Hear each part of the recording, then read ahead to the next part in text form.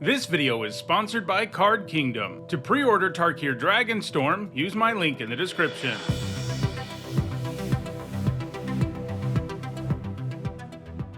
Hi everyone, I'm Hone, and in this video I'm continuing with my Tarkir Dragonstorm set review. I've already looked at all the multicolored, colorless, white, and blue cards, and in this video I'll give you my thoughts on the black ones. For each of them, I'll discuss how I think they'll perform in Limited, that means Draft and Sealed, and I'll punctuate each evaluation with a letter grade. If you're new to my set reviews and unsure of what my letter grades mean, you can find a guide in the description. There are some things to keep in mind as I review these cards. First, because we're talking about Draft and Sealed, I'm only going to talk about cards that can be found in play boosters. These are also my evaluations of these cards before it's possible to play Tarkir Dragonstorm Limited, because my goal is to have a set review done for you in time for the pre-release. And that of course means I'll be wrong about some stuff, but as the format comes into focus, I'll be doing videos where I update my thoughts. Lastly, I want to let you know that there are some set review related perks for being a channel member or a patron. You get access to my ongoing set notes during preview season, and you'll also get a spreadsheet with all of my grades once the set review is complete. If those perks interest you, check out the description where you can find out how to support the channel using one of those methods.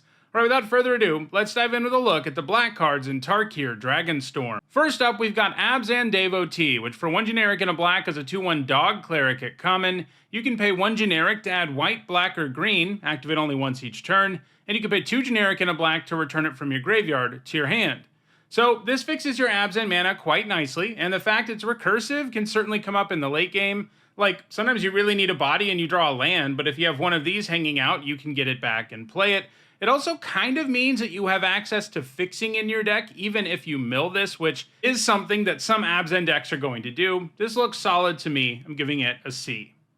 Next up, it's Adorned Crocodile, which for 4 generic and a black is a 5/3 crocodile at common. When it dies, you create a 2/2 black zombie druid creature token. And it has Renew for 1 black mana, which means you exile it and then you get to do something. In this case, you put a +1/+1 counter on target creature, activate only as a sorcery. So getting a 5/3 and a 2/2 for 5 mana is pretty nice. I mean, obviously you don't get them at the same time, but you can trade this off and you still have something sticking around. Removal isn't very good against this card, and that always feels pretty good. And Renew adds even more value here. This is one of the cheaper Renew abilities, which may mean it performs a little better than it looks, since it lets you get a counter on the cheap, which the format has synergy for, and it lets you exile a card from your graveyard on the cheap, which this format has synergy for. This just looks like it does enough on rate, and then has some nice format-specific stuff going on to be a pretty good common. I'm giving it a C+.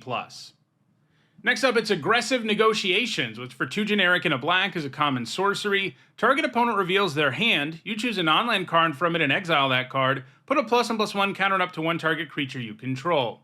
So adding an effect to a coercion effect like this always makes it a little bit better, since one of the big problems with pure discard spells is that they don't add to the board, and that's really awful when you whiff entirely. And while getting a counter isn't exactly insane, it does mean you're going to get something and change the board a little bit, even as a fail case. That said, spending 3 whole mana to make your opponent discard a card, even when you can choose any non-land, doesn't seem like a great plan. Overall, it's usually not a great plan to do something so minimal when it comes to adding to the board. So I don't think this is a discard spell that's going to make the cut very often, giving it a D+.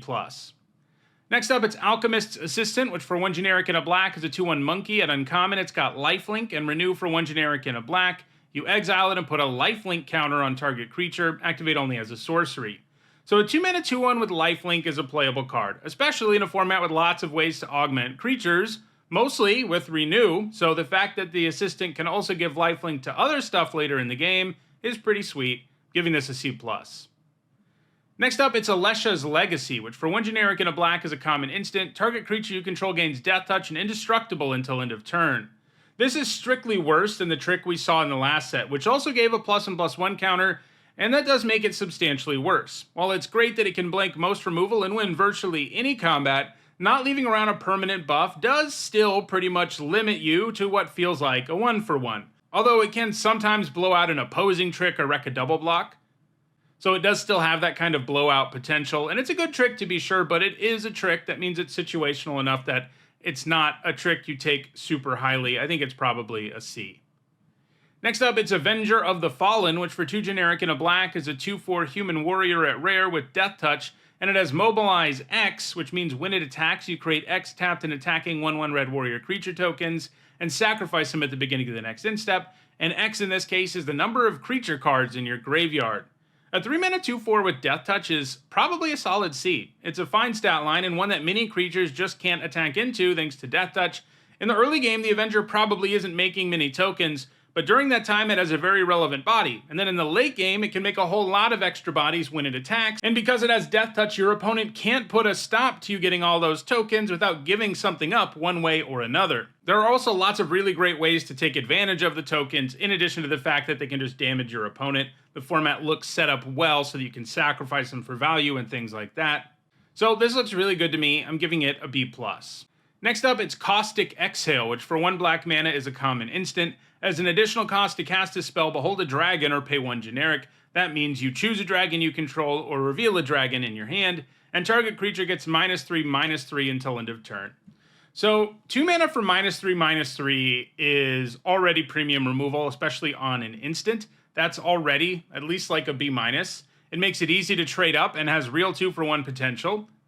But this will only cost a single mana a pretty decent chunk of the time. You know, I've been saying throughout the set review, I think it's reasonable to assume you're going to have like 3-ish dragons in most limited decks. There are enough of them at common and uncommon, and there are multicolored ones, and they're in every color too, that you're going to have some dragons. So that means this isn't always going to cost 1, but it does mean it's going to cost 1 a significant portion of the time. And when you could pay 1 for this to be -3/-3, I mean, that card is a B+ because it's just so insanely efficient.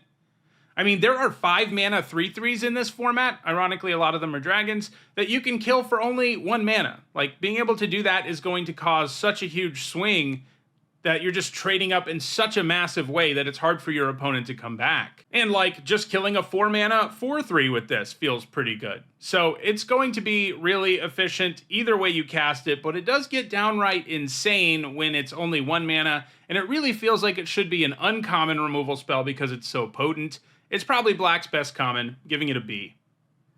Next up, it's Corroding Dragonstorm, which for 1 generic and a black is an uncommon enchantment. When it enters, each opponent loses 2 life, and you gain 2 life, and you surveil 2. And when a dragon you control enters, return this enchantment to its owner's hand. Just casting this once is kind of an okay card. Like, that would probably be a D. The life drain makes up for it not adding to the board, and the surveil will set you up nicely on future turns. I mean, it still doesn't add to the board in a really significant way, so if that's all it was, it wouldn't be amazing. But that's the baseline, and bouncing this even once is a big deal and pretty doable. Like, you get to do the life drain thing all over again, and surveil again, which will set up your draws, and surveil might even help you find more dragons. Not to mention, load your graveyard in a color where that really matters. This looks pretty good to me, giving it a C+. Next up, it's Cruel Truths, which for 3 generic and a black is a common instant. Surveil 2, then you draw 2, you lose 2 life. This lets you see lots of cards and load the graveyard, both of which sound pretty appealing in a deck like Sultai, but you also can't have a whole bunch of copies of a card like this, which doesn't add to the board despite costing 4 whole mana, and can even endanger your life total at the same time that you don't add to the board, and sometimes that's a pretty big problem, so I think it's just a C. Next up, it's Delta Bloodflies, which for 1 generic and a black is a 1/2 insect at common. It's got flying, and when it attacks, if you control a creature with a counter on it, each opponent loses 1 life. So a 2 mana 1/2 flyer is not a very good card, but in black, you'll often be able to make your opponent lose 1 life when this attacks, and if you can get it going early, this can definitely do a bunch of damage, especially if you put the counter on the Bloodflies themselves, since they can take advantage of them thanks to flying. The floor on this card is pretty bad, though, and the ceiling doesn't seem that great, so I think it's just a C-. Next up, it's Desperate Measures, which for 1 black mana is an uncommon instant. Target creature gets +1/-1 until end of turn. When it dies under your controller's turn, draw 2 cards. This is a really cool design. The idea here is to use it mostly on one of your Mobilize tokens, and that is pretty sweet. Mobilize is essentially a mechanic that creates free sacrifice fodder, and giving up one of those to draw 2 basically turns this into 1 mana draw 2 cards, which is incredibly good. It also has a bunch of added upside, though. You can kill an opposing X1 with it, which you want to do sometimes. Obviously, you won't draw cards when that happens, but being able to kill an opposing creature for 1 mana is something you want to do. And sometimes you can use it as a trick to buff your creature so that it can kill your opponent's creature. And if your creature does still die, which you don't normally want to happen when you use a card as a trick, it's not as big of a problem because you still get to draw 2 cards. So it just looks to me like this is really cheap and has so many different good ways to use it that it looks like a pretty good card. I mean, it's not going to work out all the time. There are times where it won't do a ton, but it seems like it'll always do something. So I'm giving it a C+. Next up, it's Dragon's Prey, which for 2 generic and a black is a common instant and costs 2 generic more to cast if it targets a dragon, destroy target creature. So this is a pretty real downside. Having to pay 5 to destroy a dragon does really matter. You know, like I said, a lot of decks are going to have like 3 dragons in them, and many of them are going to be high curve creatures that dominate the late game, and having a removal spell that you have to pay 5 mana for to kill one of those is definitely problematic. I mean, even if you're trading up for like a 6-drop dragon, it's not going to feel amazing or efficient. You're probably going to have to spend your whole turn just to kill their creature, so if they untap and play another one, you don't feel great. That said, it does kill everything else pretty efficiently, and it can still kill those big late-game dragons. It just doesn't do it efficiently, and I think that is enough of a downside to knock it down from being a premium removal spell. Like, it would probably be a B-, especially with only 1 black pip if it didn't have this dragon downside, but I do think that downside's enough to push it down to a C+. Next up, it's Feral Deathgorger, which for 5 generic and a black is a 3/5 dragon at common. It's got flying and death touch, and when it enters, you exile up to 2 target cards from a single graveyard, and it has an omen, which means you can also cast it as an instant or sorcery. In this case, as a sorcery called Dusk Sight, which costs 1 generic and a black, and you put a +1/+1 counter on up to 1 target creature and draw a card, and then you shuffle this into your library if you cast the omen side. So Dusk Sight on its own, not a great card, but it's not completely terrible in a format with a +1/+1 counter theme. I mean, it replaces itself and helps you with those synergies.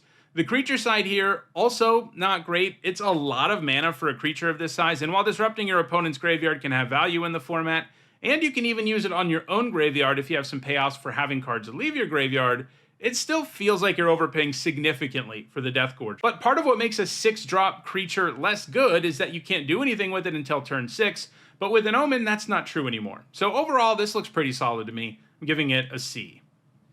Next up, it's Gurmag Rakshasa, which for 4 generic and 2 black is a 5/5 demon at uncommon. It has menace, and when it enters, target creature an opponent controls gets -2/-2 until end of turn, and target creature you control gets +2/+2 until end of turn. This looks really good to me. Your 6 mana card should have a big impact, and this certainly does. Killing an X2 and buffing one of your creatures to make it a better attacker, while adding a sizable evasive body to the board is going to feel great. And even when you can't kill something with this, weakening an opposing creature and buffing your own is likely to make your attack a lot better that turn. I think this is a B. Next up, it's 100 Battle Veteran, which for 3 generic and a black is a 4/2 zombie warrior at uncommon. As long as there are 3 or more different kinds of counters among creatures you control, this creature gets +2/+4. You may cast this card from your graveyard. If you do, it enters with a finality counter on it.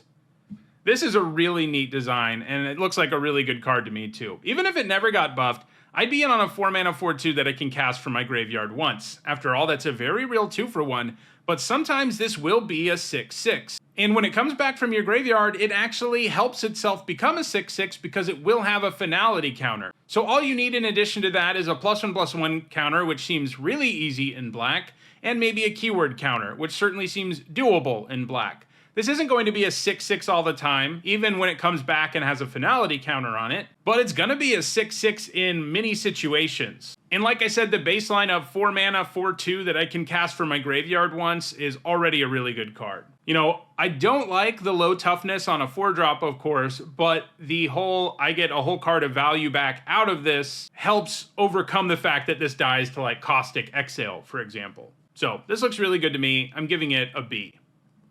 Next up, it's Kintree Nurturer, which for 2 generic and a black is a 2/1 human druid at common, and it has lifelink. And when it enters, it endures 1, and that means you put a +1/+1 counter on it, or create a 1/1 spirit creature token. So a 3 mana 2/1 with lifelink that always made a 1/1 would be a pretty good common, and you can make this into a 3/2 sometimes when the situation calls for it. I do think you typically get more value out of making the 1/1, since a 3 mana 3/2 isn't the most exciting thing ever, but with lifelink in the mix, it gets a bit better, and if you have counter payoffs, you're going to be more interested in the +1/+1 counter. Either way, this is a very good common, giving it a C+. Next up, it's Krumar Initiate, which for 1 generic and a black is a 2/2 human cleric at uncommon, and you can pay X and a black and pay X life, and this creature endures X, activate only as a sorcery. This activated ability has some serious upside. Cranking out even a 1/1 every turn isn't too bad, and going bigger with the token, or making the Initiate bigger if you need to, is pretty sweet too. It is true that the life you have to pay won't always be doable, but I think this can generate enough tokens and counters to make it worth it, and the baseline's a 2 mana 2/2, so I'm giving this a C+. Next up, it's Nightblade Brigade, which for 2 generic and a black is a 1/3 Goblin Soldier at common. It's got Death Touch and Mobilize 1, and when it enters, you Surveil 1. A 3 mana 1/3 with Death Touch that surveils 1 when it enters is probably like a C-. You know, the stat line is bad, but it can trade with stuff, and surveilling is always welcome. So with Mobilize in the mix, this becomes even better. A Death Toucher with Mobilize can be a real pain, because your opponent does have to give something up, or they have to put up with you continuing to get a free 1/1 every turn, and even if it isn't hitting them, like we've seen, you can probably do something with it. So I think this is a solid card, giving it a C. Next up, it's Karsi Revenant, which for 1 generic and 2 black is a 3/3 vampire at rare. It's got flying, death touch, and lifelink, and it has renew for 2 generic and a black. Put a flying counter, a death touch counter, and a lifelink counter on target creature. Activate only as a sorcery. Vampire Nighthawk on steroids is pretty incredible. Even without renew, this would be a very easy B and maybe a B+, since its combination of keywords make it into a massive threat. One that can trade for anything, is hard to block, and can give you tons of life. So throw in the fact that this can give those keywords to something else after it dies, and we're really talking about a great card. That's pretty close to a 2-for-1. When I first read this card, like when it got previewed, I assumed you only got one of those counters and you'd choose, and I was already like, this is a really good card. But then I actually read it more carefully, and I was like, you get all 3 counters on a creature? And that's just insane. Also, can single-handedly enable the 4 mana 4/2 that can come back from the graveyard, which might come up because that card's only an uncommon. But yeah, this is nuts. It's pretty much going to generate a 2-for-1, and it's a threat all in its own right. It's a bomb, giving it an A. Next up, it's Rot Curse Rakshasa, which for 1 generic and a black is a 5/5 demon at mythic rare. It has Trample and Decayed, which means it can't block, and when it attacks, you sacrifice it at end of combat. And it has Renew, X black black. Put a Decayed counter on each of X target creatures. Activate only as a sorcery. This is a pretty cool design. Obviously, a 2 mana 5/5 with Trample and Decayed would not be a great card. Probably a D. The size is nice, but it's kind of a glorified burn spell when it can't block and dies after 1 swing, and one that has you go down a card. But that renew ability is super interesting. The most valuable part of it is making stuff unable to block, I think, since limiting creatures to only 1 swing still means you often have to do something about them attacking you, especially if it's later in the game and your life total is vulnerable at all. So you can kind of look at the Rakshasa as a way to turn off blocks for a turn that even downgrades creatures beyond that. And you can also look at it as like a really bad removal spell, but one that you already got value out of, because like if your opponent has one really problematic creature and you don't have a ton of mana, you can just renew it, put a Decayed counter on one thing, and you at least know you don't have to deal with that thing beyond attacking once, and that it can't block. This card does have some serious limitations to be sure, namely that it effectively doesn't impact the board in a lot of ways, like not being able to block and only attacking once means it only has a minimal impact on the board, and its renewability is obviously pretty situational, so it's probably not insane, but I think it's a C+. Next up, it's Salt Road Skirmish, which for 3 generic and a black is an uncommon sorcery. Destroy target creature, create 2 1/1 red warrior creature tokens. They can haste until end of turn, sacrifice them at the beginning of the next end step. 4 mana to kill any creature at sorcery speed just isn't premium these days. It's too expensive and too slow. But getting a couple of temporary tokens is nice value to tack on, and between the creature you killed and the 2 new bodies you get, combat is likely to go significantly better for you than it was going to before you cast this. I'm giving this a C+. Next up, it's Sandskidder Outrider, which for 3 generic and a black is a 2/1 Goblin Soldier at common with Menace, and when it enters, it endures 2. I would pretty much always play a 4 mana 2/1 with Menace that makes a 2/2 token. Like we've seen with a lot of these black Endure cards, it's just like a good rate, and if you really want some counters or a 4/3 Menace in particular, it can also do that, so I think this is another C+. Next up, it's Scavenger Regent, which for 3 generic and a black is a 4/4 dragon at rare. It's got flying and ward, discard a card, and it has an omen called Exude Toxin, which for X and 2 black is a sorcery, and each non-dragon creature gets -X/-X until end of turn. So just the Scavenger Regent side of this card is knocking on the door of bomb territory. Not only is it an efficient dragon, your opponent also has to 2-for-1 themselves to remove it. In most formats, that probably would be enough for like an A-, but I do think this format has enough dragons in it that the Regent will find itself outmatched in the air more often than it would in your typical format, but it's still a really good card on its own, so the fact that you can fire it off as a board sweeper when you need to is pretty great. Sure, not hitting dragons is a drawback, but you get to decide when to cast it and what to pay for X, and you can choose situations and mana where it hurts your opponent more than it hurts you. So you end up here with a modal card with 2 very good options that improve the game for you in a big way, so I think it's a bomb. I'm giving it an A. Next up, it's the Sib-Sig Ceremony, which for 3 black mana is a rare legendary enchantment. Creature spells you cast cost 2 generic less to cast. Whenever a creature you control enters, if you cast it, destroy that creature, then create a 2/2 black zombie druid creature token. This is not going to work very well in Limited. First, it's triple black, and even in a format with good mana, that's a huge ask. After that, you have to hope that replacing your creatures with 2/2 is worth the discount, but it won't be most of the time. Like, you really need your creatures to be cheap and or have enters or death triggers for this deal to be a deal worth making, and it's just hard to construct a limited deck where you can achieve that, so I think it's just an F. Next up, it's Sidisi Regent of the Mire, which for 1 generic and a black is a 1/3 legendary zombie snake warlock at rare. You can tap it and sacrifice a creature you control with mana value X other than Sidisi to return target creature card with mana value X+1 from your graveyard to the battlefield. Activate only as a sorcery. It's pretty tough to line this up in Limited. Like, you need the right mana value and the right card in your graveyard, and the right creature in play that you're willing to give up for what is probably only a slightly better creature.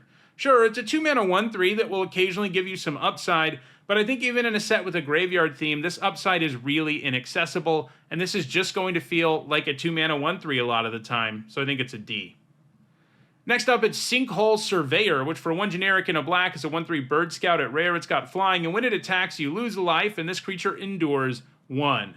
This is a really good attack trigger. Even if it could only gain a counter or only make a 1/1, it would be good. But you get a freaking choice, which makes it incredible. Sometimes you want the counters so that the Surveyor can continue to be an effective attacker, and you can get more triggers in the future, and sometimes you want to make a body to add to your board. Either way, you're going to be pretty happy, and get way more than 2 mana worth of value out of this. It's a bomb based on its sheer efficiency, giving it an A-. Next up, it's Strategic Betrayal, which for 1 generic and a black is an uncommon sorcery. Target opponent exiles a creature they control and their graveyard. So there are lots of tokens in this set, but the mobilized ones at least are typically temporary, so Betrayal will remove a real creature a decent chunk of the time. You just have to worry about Endure tokens, and that does make a card like this worse. It's nice that it sort of edicts your opponent's worst creature, but also takes away their whole graveyard, which is going to be relevant against many opponents in the format. The exile creature effect is best early when your opponent only has 1 creature, and the exile the graveyard part is often better late and may completely derail a Sultai deck's game plan. So I feel like you're getting a good deal here. I'm giving it a C+. Next up, it's Unburied Earthcarver, which for 1 generic and a black is a 2/2 human warrior at common. You can pay 2 generic and sacrifice it to put a +1/+1 counter on it. Buffing by sacrificing creatures is nice in a format with lots of tokens, especially the mobilized ones, but costing 2 generic does make this way worse. That's just a hefty amount of mana you have to have around, enough that you often just don't have it when you need it. It's like a 2/2 with upside, but I'm a little worried the upside is out of most decks' price ranges. Like, this probably gets better in the really late game and is super underwhelming in the early game. I'm giving it a C-. Next up, it's Unrooted Ancestor, which for 2 generic and a black is a 3/2 Spirit Cleric at uncommon. It's got flash, and you can pay 1 generic and sacrifice another creature. This creature gains indestructible until end of turn. Tap it. This goes really well with Mobilize because it gives you something to do with those tokens when a 1/1 isn't particularly useful, and only costing 1 generic is like the sweet spot. A 3/2 that can become indestructible is far more likely to be useful than a mobilized token, and with flash in the mix, you can also ambush your opponent with it, although you're not going to be doing that with mobilized tokens. There is a downside here, and that is that there are 1 mana commons and uncommons in the format that can kill this, including one that ignores the indestructibility entirely, Caustic Exhale, which we saw earlier in this video, and that does really limit how good a card like this can be, when super commonly played cards can just completely counter this card entirely. Still, it looks pretty good to me overall. If this format didn't have such good, cheap removal that can kill it, it'd probably be like a B-, but I think it has to start at a C+. Next up, it's Venerated Stormsinger, which for 3 generic and a black is a 3/3 Orc Cleric. At uncommon, it's got Mobilize 1, and when this creature or another creature you control dies, each opponent loses 1 life, and you gain 1 life. Hill Giant stat lines are ugly, but man, this card is nuts with Mobilize. There's a decent chance you have some Mobilize on the board when this comes down, in which case you're likely to generate some significant value immediately from all the life drain, making up for the bad stat line entirely. And no matter what, even if they kill the Stormsinger right away, you at least get to drain 1 life. So you get something no matter what, even if that something is sort of minimal. That's the floor here, and the ceiling is really, really high.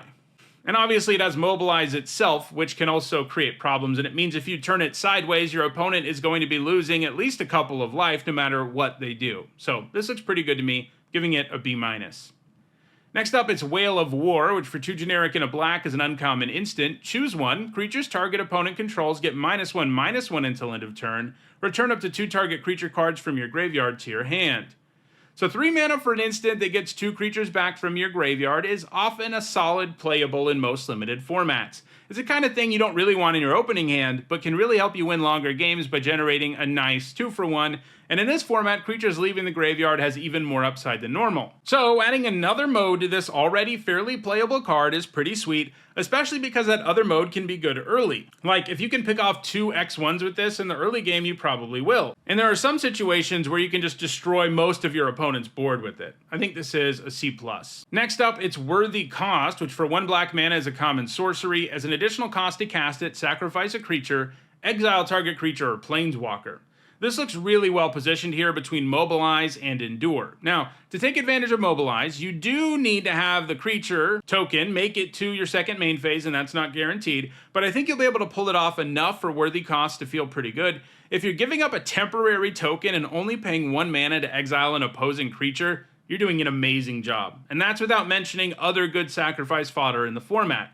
The downside is, of course, that sometimes you can't cast this, or if you can, you have to 2-for-1 yourself in an ugly way. And that probably holds this card back some, but it's probably a C+ in the format, and it wouldn't shock me if it moves higher. And our last black card is Yathen Tombguard, which for 2 generic and a black is a 2/3 human warrior at uncommon. It's got Menace, and whenever a creature you control with a counter on it deals combat damage to a player, you draw a card and you lose 1 life. Playing this and then drawing a card with it that turn is pretty doable. I mean, I think you saw in this video that just in black there are counters all over the place. And that means that sometimes you'll have a 2-drop in play that has a counter and you'll get to draw a card right away. It's also nice that this is a good place to put a counter because it has Menace, and obviously counters on a Menace creature are worth more than they are on a creature with no evasive ability. So it can draw cards pretty easily in this format because there are so many counters, and it has a solid baseline, so it looks pretty good to me, giving it a B-. So those are all the black cards in Tarkir Dragonstorm. In the next video, I'll look at all the red ones. If you enjoyed this video, please like it and share it so that others can enjoy it too. If you want to make sure you catch future videos, don't forget to subscribe. And if you want to catch up on the rest of this set review that's already out there, you should see a playlist on your screen shortly. Thanks for watching.